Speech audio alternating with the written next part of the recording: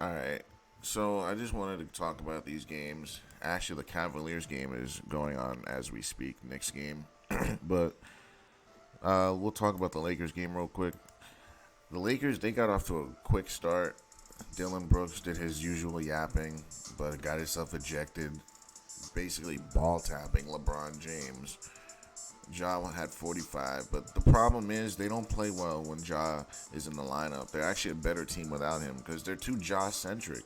Everything goes through Ja, and he's not really a 3-point shooter.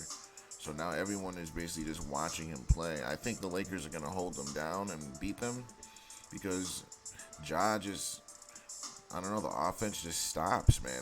He's a great offensive player. He's not a great basketball player by any means. He's a great scorer, but that's it, man. You don't get really much defense from him. His size is a liability.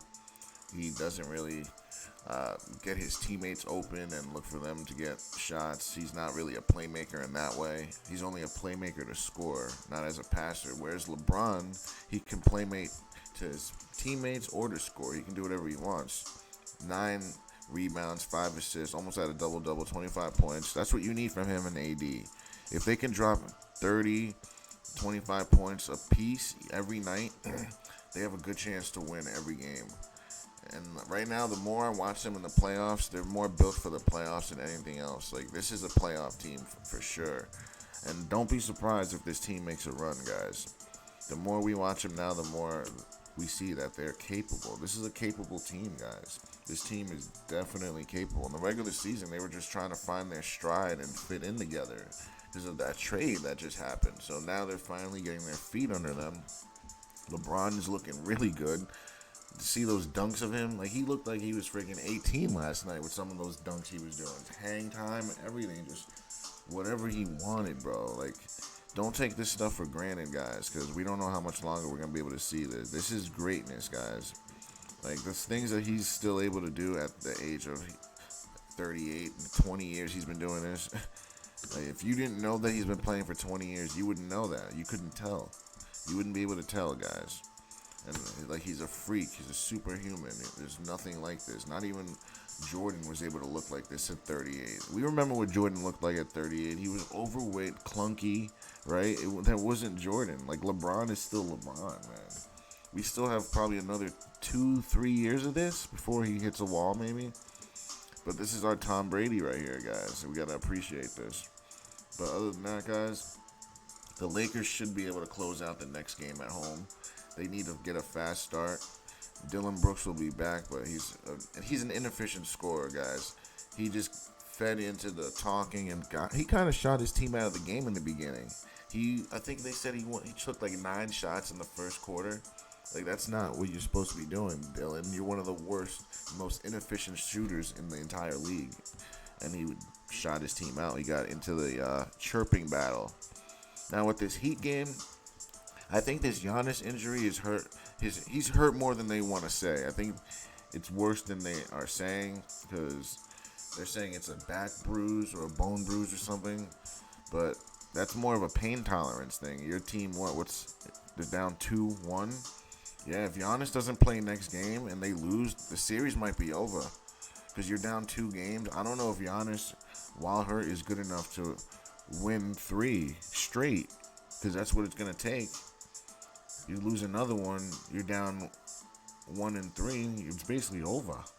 So I don't know. They need Giannis to play Game 4 because to think that with Middleton and Holiday that's enough. I don't know where else you're gonna get the scoring from. Brook Lopez, they figured out a new method for him because they were getting killed on the inside with Brook Lopez, but they figured him out. So Giannis, I don't even think Giannis can beat them. I think the Heat right now, the Heat look better. If you look at how they played last night, they look like the better team. They look like they have more depth, and then they can do more damage.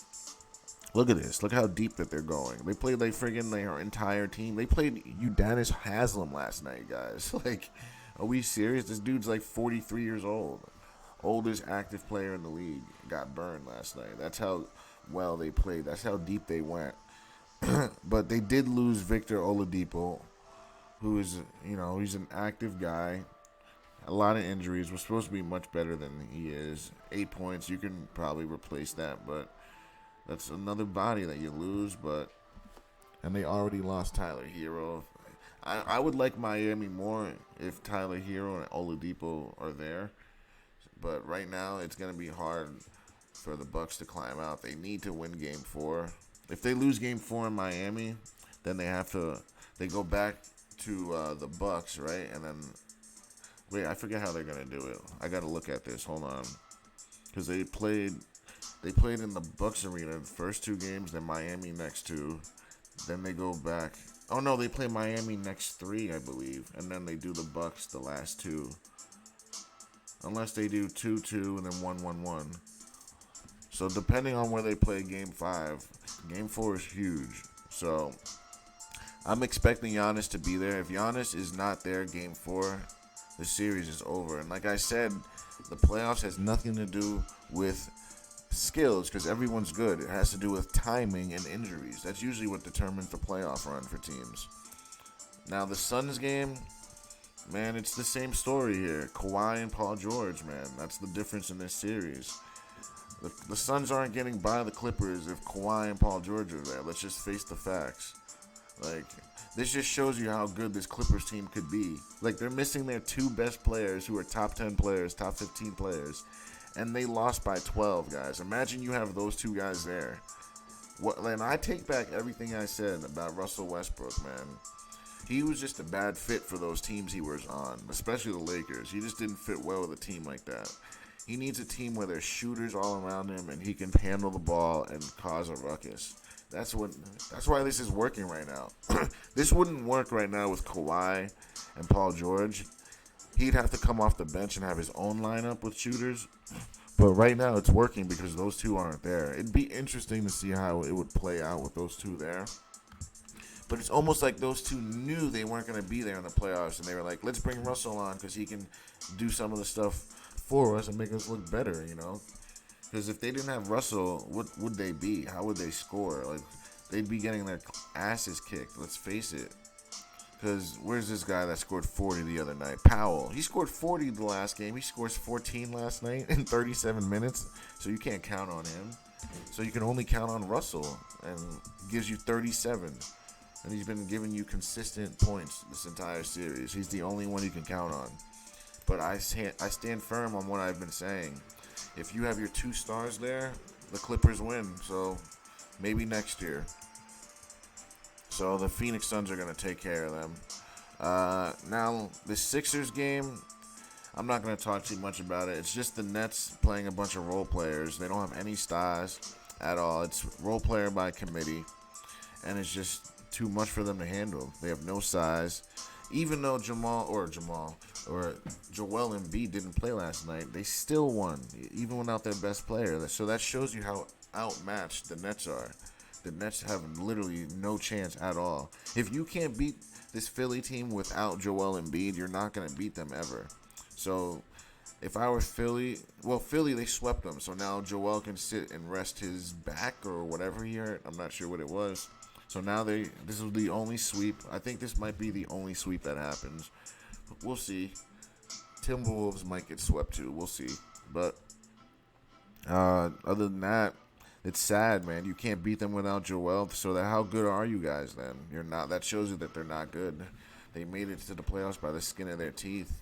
This isn't a playoff team. They made it with KD's efforts and whatever what's his name, Kyrie?